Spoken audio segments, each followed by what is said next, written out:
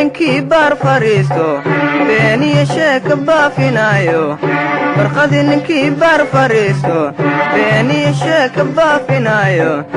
gajiyow bakhtiya basaasto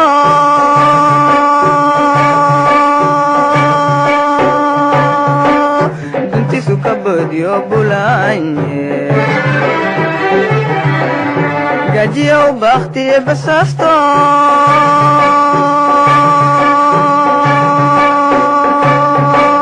dantiisu ka boodiyo bulaanye waxbartaan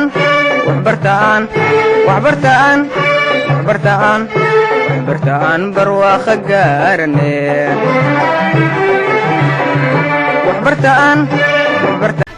bismillaahi raxmaani raxiim halkan waxaanu ka salaamaynaa waftida ballaadhan ee ay uu hogaaminayo isuduwaha waxbarashada maxamuud xasan caynaanshe iyo xildhibaanada ka soo baxay deegaanka iyagan laasada waco iyo agagaarkiisa waftida ballaadhan ee la socota dhammaanteed hay-adda sayko oo ay ka socdaan qadra iyo inanka kale wax la qaybinayo insha Allah waxa weeyaan raashinka maanta halkan aanu ku bixinayno waxaanu siinaynaa arday ay galinka dambe dhigto waxa gacanta ku haysa hay'adda sayko waxay halkan maanta loogu qaybinayaa oo ay nagala soo qayb galeen maamulka waxbarashada gobolka saaxil waxa weeyaan saliid bariis timir iyo hadaalonay dirays waxa uu keenay hay'adda sayko aad iyo aad waxaan uga mahadnaqaynaa haddaba waxbarashada mas'uuliyiinta iyo maamulka gobolka saaxil oo si weyn nooga shaqeysa waxbarashada oo aad iyo aad wasaaradda hadalnayo waxbarashada mas'uuliyiinta u jooga gobolka saaxil ayaa aad iyo aad nooga shaqeeya xagga waxbarashada aad iyo aad waxaan uga mahadnaqaynaa hay'aduhu markay soo gaaraan say noogu soo simaan waxbarashada warkan uga baahnay say noogu dhaganagul yihiin wax kasta oo la daneeyo xagga waxbarashada ay noola hadalnayo noogu soo dhaganagul yihiin iyo hay'adda sayko sida dadaalka leeyahay iyo maalinta hawsha nala bilowday ay noola shaqeynayso insha Allah bismillaahi kariim waxaanu leenahay jazaa Allah khayrak hadaa la oranayo iyaga cidii kaste gacan ku leh waan uga mahad celinay insha Allah bismillaahi kariim waxaan leeyahay insha Allah shaqadeena inoo socotaana ma noqonayso tiitan ku joogsanaysa insha Allah way sii socon doontaa aad iyo aad bay mahadsan tihiin waxa joogtaan degmo kamida gobolkiina aad iyo aad baanu idinka mahadnaqaynaa insha Allah bismillaahi kariim intaasan ku soo koobaya goor kulba la taagay insha Allah alhamdulillahi rabbil alamin yani ilaahay waa mahadska Allah subhanahu wa ta'ala waxa kale oo aanu mahadnaqaynaa cid kastoo gacan ka geysatay isla garab taagtay taakulada iyo caawimadaba iyagana aad baan uga mahad celinaynaa ee ugu horeyso hay'adda UNICEF oo runtii maalgelisa mashruucan oo la yiraahdo education cannot wait oo ka shaqeeya runtii iskuulo kooban laasada cawana ay nasiib u heshay inay ka mid noqoto iskuulada kooban ee mashruucaas ka shaqeeyo waxa fulinaya mashruucan NGO-ga la yiraahdo sayko oo isaguna si dhow noola shaqeeya waxbarashadana si dhow la shaqeeya isagana aad baan uga mahad celinaynaa wixii loogu soo dhiibay iyo sidii qorshuhu ahaa inuu si xilkasnimo leh uu fuliyay waxa kale oo mahadnaqayaa xildhibaanada golaha deegaanka ee laga soo doortay deegaankan oo runtii iyagu dareen dhow kula socda oo nagala qayb galay maanta qaybinta raashinkan iyagana aad iyo aad baan ugu mahad celinayaa runtii waa arrin qiimo leh inaanu isugu nimaadno xildhibaanadii wasaaraddii waxbarashada NGO-gii sayko dhammaanteen bulshadii reer laasada cawo raashinka lagu dhiirigelinayo maxaan ku dhahdaa ardayda iyo ubadka yaryar ee marba abaaruhu ay runtii ka kala gooyaan waxbarashada mashruucanna waxa uu ilku hayntiisu ay tahay ujeedadiisu ay tahay in dib loogu celiyo ubadka ay waxbarashadu ka kala goodo laba galaas oo gelinka dambe ah oo caruurtii abaaruhu ay waxbarashada ka yeelada uga geysteen ayaa runtii lagu dhiirigelinaya raashinkan oo la siinaya mar labaad iyo mar saddexaad waxaan u mahad celinayaa NGO-ga sayko oo si dhow oo xilkasnimo leh u soo gaarsiiyey hantidii iyo raashinkii loogu soo dhiibay waxa kale oo u mahadnaqayaa hay'adda UNICEF oo iyaduna mashruucan maalgelisa waxaan la dardaarmayaa bulshada reer laasada cawo waa fursad aanay wada helin dugsiyada gobolku waa fursad aanay wada helin ubadka gobolku waa fursad aanay wada helin bulshada gobolku waa nasiib aad idinku hesheen waxaa loo baahan yahay markaa inaad ku mintidaan inaad gacanta ku qabataan doorkiinana aad ka qaadataan door muuqda oo adag inay ka qaadato bulshada reer Laasadacawo hawlaha waxbarasho ee ka socda ee runtii lisu daba joogo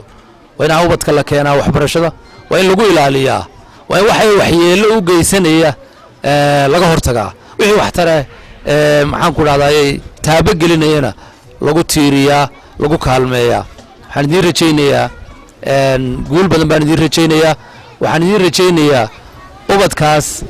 oo hadafkeenu uu yahay inay noqdaan kuwii beritoole in anfici lahaa inay maanta runtii ka faa'iidaystaan wax ku bartaan noqdaan ubad dalka iyo dadka iyo diintaba anfaca ayaan runtii noo rajaynayaa waxbarashaduna haddaan hareeraha la iska taagin haddaan dhinacyada laga wada joogsan waxay noqonaysaa runtii qabyay noqonaysaa marka waxaa loo baahan yahay inaan cidna lagu hadlayn in bulshada waalidka maamulka maxaan ku raadayay cid kastaaba ay isgarab taagto waxbarashada isgarab taagto hantida kaliya ama raasamaalka kaliya inuu leenahay waa ubadka weeyaan runtii waa waxa dunida ugu qaalisan oo waxa ilaahay bixiyay runtii waxyaabaha ugu qaalisan ayuu ubadku ka mid yahay in lagu mintido isagu baynu hadhowto runtii kaga baxaynaa dhibaatooyinka iyo caqabadaha taasaa loo baahan yahay in la fahmo wax kasta oo aad geliso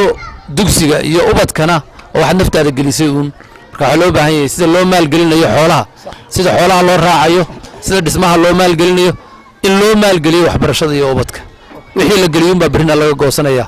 tacabka aad gelisuun baana berritoole ay ubadka soo celinayaan waxaan noo rajaynayaa wanaag badan baan noo rajaynayaa in hareeraha la iska taago meel wanaagsan bay maraysaa taabagelin iyo dhammaystir baa inoo hadhay asalaamu calaykum waraxmatullaahi wabarakaatu bismi illaahi raxmaan raxiim marka hore ilaahay baa mahad iskale halkan saaka iskugu kan keenay waxaan ugu mahadnaqayaa guddoomiyaha waxbarashada gobolka maxamuud xasan caynaashe guddoomiyaha degmada Dheere Daawud Maxamed Xuuse madaxa waxbarashada ee qaybta Injoga Soyka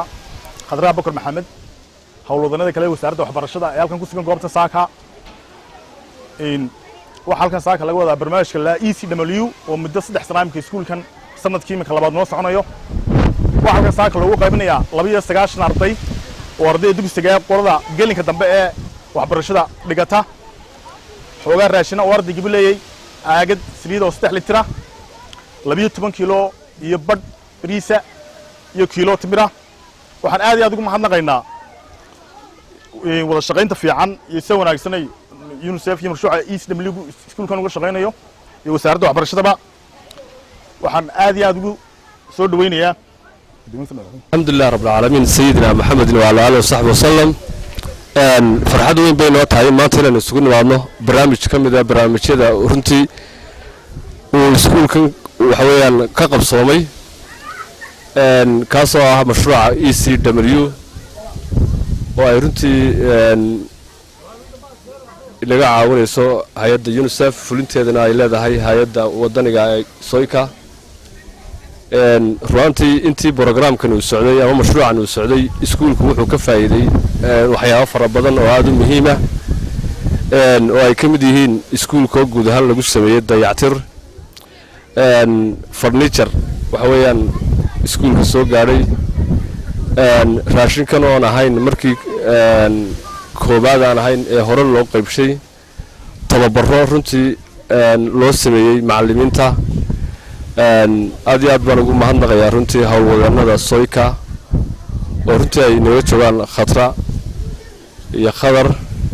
waxaan sidoo kale aad iyo aad ugu mahadnaqayaa guddoomiyaha waxbarashada gobolka Saaxil oo runtii isagu munaasabada nala jooga madaxa qorsheynta wasaaradda waxbarashada gobolka Saaxil runtii intii barnaamijkan uu socday muddo guddoomiye runtii iskuulkan isbedel weyn baa runtii ka dhacay waxaan runtii dareemayaa in kororka ardaydu runtii uu aad u soo kordhay waxaan rajaynayaa runtii mashruucan inuu haddii uu sii socdo in wax badan laga faa'iido doono waxaan mahad celinaynaa hay'adda Soyka iyo hay'adda UNICEF hay'adda waxbarashada oo soo gaarsiiyay raashinka ardayda raashinka in soo gaarsiiyay waxaan u mahadnaqaynaa hay'adda noo keentay iyo UNICEF iyo SOICA aad baa mahadsantihiin waanan ku mahadnaqaynaa hay'adda UNICEF iyo SOICA iyo wasaaradda waxbarashada ayaan u mahad celinaynaa aad iyo aad u mahadsan yihiin noo keenay raashinka dhammaan waxaan u mahadnaqayaa gudoomiyaha waxbarashada gobolka saaxil gudoomiyaha degmada Madheera iyo madaxa qorsheynta wasaaradda waxbarashada iyo macallimiinta sida ay sheegeen macallimiintu maaha iskuulkan hawshii koowaad aan ka qabano mashruucan wuxuu ka mid yahay 20 iskuul oo SOICA ay wax ka qabato hadday tahay tababarada iyo hadday tahay in ardayda darees la siiyo iyo hadday tahay raashin loo qabiyo hadday tahay dayactirba 20 iskuul oo iskugu jira saaxil iyo gabiilay iyo marwada jeexbi iskuulkana ka mid yahay waxaan ku boorinayaa degmadan iyo maamulkaba in iskuul walba sidii ay ugu soo dhiiridaan waxbarashada ardaydeedu ayuu mashruucan iyo wax qabadka loo qabanayaaba ayuu uga sii kordhayaan marka waxaan leeyahay in ka badanba waa in la keenaa waxaan soo dhaweynayaa gudoomiyaha salaatu wasalaamu calaa ashrafil anbiyaa wal mursaliin walxamdu lilaahi rabbil caalamiin ilaahay baa mahad iskale subxaanahu wa tacaala ilaahay baynu mahad celinaynaa hadda maanta rabbi baynu celinaynaa mar labaadka waxaan u mahad celinaynaa cid kasta oo gacan ka geysata taageero iyo isgarabtaag ku biirisa hawlaha waxbarashada ee runtii ubadka loogu dadaalayo maanta ay bishu tahay 29 bishii 8aad 2021ka waxaan kormeer runtii ku soo marnay deegaanada uu ka mid yahay dugsigan Dooxa Guban iyo deegaano kale runtii dugsigan waxa ka socda barnaamij aad u ballaaran oo ay wado maxaan ku raadayay ama ay fulinayso NGO-ga SOICA oo maalgelinayso hay'adda UNICEF mashruucaas oo la yiraahdo Education Cannot Wait oo wax badan ka taray runtii dugsiyadii uu ka shaqeynayay wuxuu ka mid yahay 7 dugsi oo gobolkan runtii chance fursad u helay in laga fuliyo mashaariicda Education Cannot Wait ee maalgelisay UNICEF waxa maanta runtii aanu kala qayb galnay qaybinta raashinkii qalalaa ee lagu dhiiri gelinayay maxaan ku raadayay waxbarashada ardayda 29 arday oo maanta halkan loogu qaybinayo raashin qalalan oo isugu jira timir iyo saliid iyo bariis aad baan u soo dhaweynaynaa NGO-ga SOICA oo runtii aad noogala shaqeeya si dhowna noola shaqeeya waxaan uga mahad celinayaa sida hagar la'aanta ee uu fuliyay maxaan ku raadayay qorshayaashii amaba taargadadii laga lahaa mashruucaas hadday noqoto dayactir hadday noqoto qalabayn hadday noqoto maxaan ku raadayay raashinada la siinay ardayda intaba sida uu fuliyay oo uu hadafkaygu ahaa inaanu ka qayb galno ama goobjoog ka noqono qaybinta iyo fulinta alaabta aad iyo aad baan uga mahad celinaynaa waxaanan ku dhiirinaynaa runtii sida ay lahajeclada leh mas'uuliyaddu ku jirto xilkasnimada leh ay u soo gaarsiiyeen waxyaabihii loogu soo dhiibay ama qorshayaashii mashruuca ku jiray waxa kaloon iyagana u mahad celinayaa hay'adda UNICEF oo maalgelisa mashruucan maalgelisa iyadana waxaan leeyahay aad baa u mahadsantihiin wax la taaban karo oo muuqda ayuu ka bedelay mashruuca ayuu dugsiga ka bedelay runtii waana ujeedada aynu ka leenahay mashaariicda iyo dadaalada laga qabanayo dugsiyadan hadday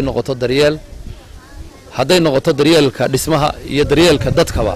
oo daryeelkii dhismahana ay ka muuqato dayactirka iyo qalabaynta lagu sameeyey daryeelkii ubadkana ay ka muuqato raashinka nafaqada leh ee wanaagsan ee loo qaybinayo aad iyo aad buu midho dhalay wax weyn uu ka bedelay iskuulkii runtii waanan uga mahad celinayaa runtii waxa kaloo aan u mahad celinayaa howlwadeenada wasaaradda waxbarashada oo iyagu markasta jaangooya ama u heegana inay runtii mashaariicdaas sida ay xagga wasaaradda uga soo tabantaabiyaan aad baan iyagana uga mahad celinaya wasiirku ugu horeeyo agaasimaha guud ku xigo agaasimaha waaxidada bulshada Dooxa Guban waxaan runtii ku boorinayaa inay ubadka yaryar ee halkaa wax ku dhiganaya runtii ay si dhow la socdaan maxaan ku dhahdaayey keenista ardayga ku dadaalista in ilmaha la keeno dugsiga ma noqon doonto runtii mas-uuliyad darrada ka dhalata haddii ilmo dooxa guban jooga uu halkaa ku saaqido mid la wada yeelan doono ma noqonayso maadaama iskuulkii uu dhisan yahay maadaama wixii agab ahaa maadaama fasilitieskii loo keenay runtii waa yandaro in ay dhacdo inuu arday dee ku saaqido magaalada gudaheeda marka idinkana waxaan idinkula dardaarmayaa in kaalintiina buuxisaan isgarab taagtaan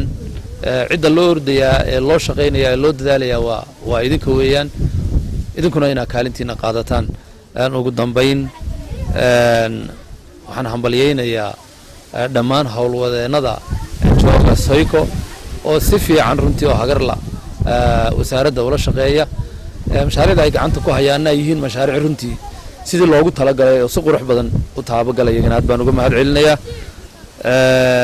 bulshadana waxaan leeyahay ha looga faa'iideeyo jaaniska ubadka ha looga faa'iideeyo mar labaad iyo mar saddexaadba waxaan idin leeyahay asalaamu calaykum waraxmatullahi wabarakaatu